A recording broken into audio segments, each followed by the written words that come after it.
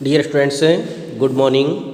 Dear students, हम class 7th में हिंदी भाषा माधुरी में 12 चैप्टर जिसका नाम है परीक्षा पढ़ेंगे।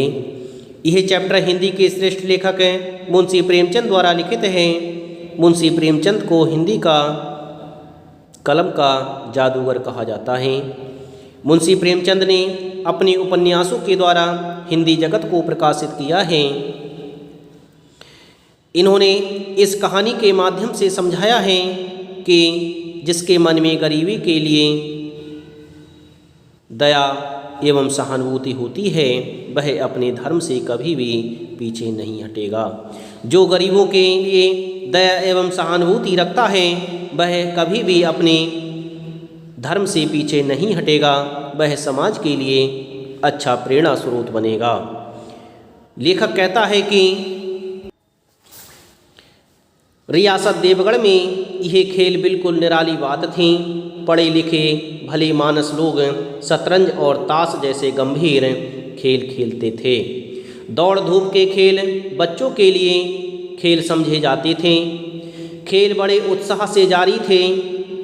धावे के लोग जब गेंद को लेकर तेजी से उड़ते ऐसा जान पड़ता था कि कोई लहर बढ़ती चली आती थी, लेकिन दूसरी ओर के खिलाड़ी इस बढ़ती हुई लहर को इस तरह रोक लेते थे कि मानो लोहे की दीवार हो। इस तरह से देवगढ़ में खेल खेले जा रहे थे। संध्या तक यही धूमधाम रही। लोग पसीने से तर हो गए। खून की गर्मी आँखों और चेहरों से झलक रही थी। हाँफते हाँफते बेदम हो गए, लेकिन हार जीत का निर्णय नहीं हो सका। अंधेरा हो गया था। इस मैदान से जरा दूर हटकर एक नाला था। उस पर कोई पुल नहीं था। पथिक कहते हैं राहगीरों के लिए, अर्थात रास्ता में चलने वाले लोग। पथिकों को नाले से चलकर आना पड़ता था। खेल अभी बंद ही हुआ था और खिलाड़ी दम ले रहे थे कि एक किसान अनाज से भरी हुई गाड़ी लिए हुए उस नाले में आया। लेकिन कुछ तो नाले में कीचड़ था और कुछ उसकी चढ़ाई इतनी ऊंची थी कि गाड़ी ऊपर नहीं चढ़ सकती थी।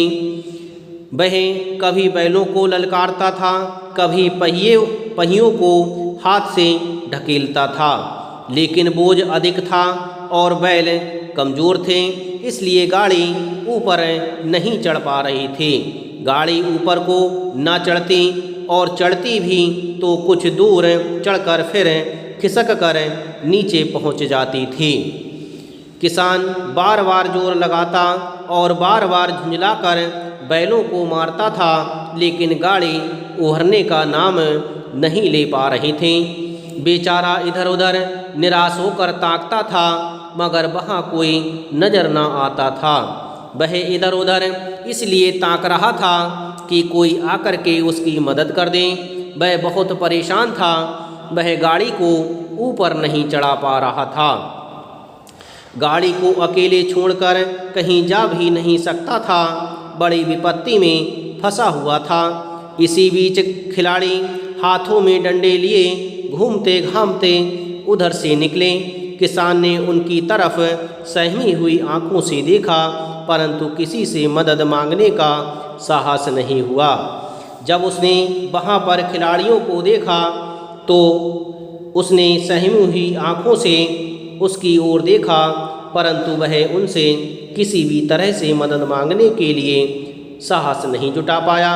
उसकी हिम्मत यह नहीं पड़ रही थी कि वह उन खिलाड़ियों से मदद मांग सके। खिलाड़ियों ने भी उसको देखा। बंद आँखों से, जिनमें सहानुभूति नहीं थी, उनमें स्वार्थ था, मद था। मद कहते हैं घमंड के लिए। उनकी आँखों में स्वार्थ था, घमंड था, मगर उदारता और भाईचारे का नाम भी ना था। इस तरह से उन खिलाड़ियों की आँखों में किसी भी तरह से भाईचारा और उदारता दिखाई नहीं दे रही थी। उनमें किसी भी तरह की सहानुभूति दिखाई नहीं दे रही थी। उनमें केवल स्वार्थ और घमंड ही दिखाई दे रहा था।